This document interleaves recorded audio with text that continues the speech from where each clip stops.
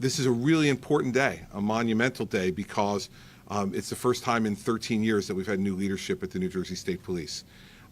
It is one of our most important institutions in the state. We count on this institution to perform many, many different duties on behalf of the people of this state. And there is one person who is ultimately responsible to the governor and to the people of the state of New Jersey, and along with the Attorney General, for making sure that that organization is one that not only performs its duties well and faithfully, but brings great pride and honor to the historic uniform that they wear every day. And I am proud to introduce for a few remarks our new superintendent, Colonel Callahan.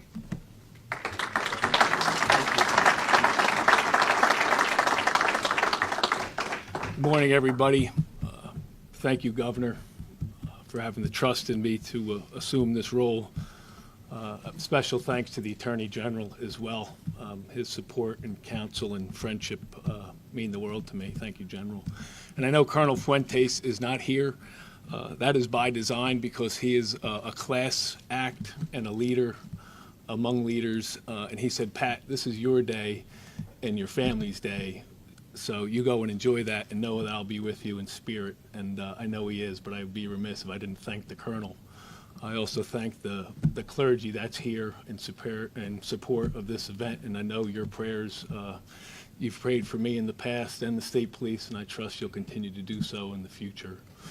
Just a real brief, quick thanks to my pastor from Trinity United Methodist Church, who has undoubtedly made me a better trooper.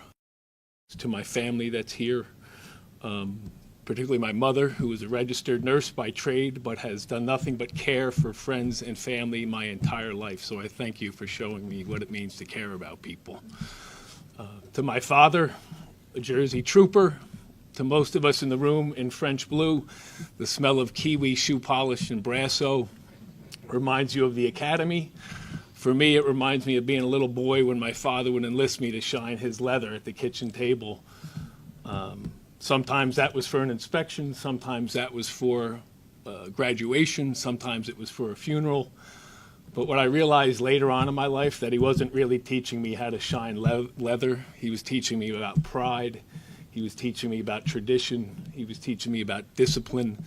And he was teaching me about what it meant to be part of an organization that was bigger than himself. People often ask me, especially in the last week, he was a retired major, is he going to have to salute you now? And I will tell you, he will never have to do that, because my father will always outrank me. And lastly, to my wife and kids, my kids who have a tremendous source of joy and pride, I thank them for letting me grow up with them. And to my wife, who I've known since I was 13 years old.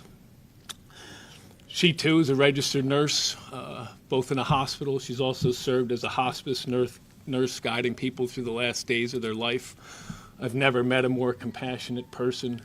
In the last year, she has shown me more about grace and strength than I could ever imagined. And what she's reaffirmed for me in the last year particularly is that she's more of a trooper than I'll ever be.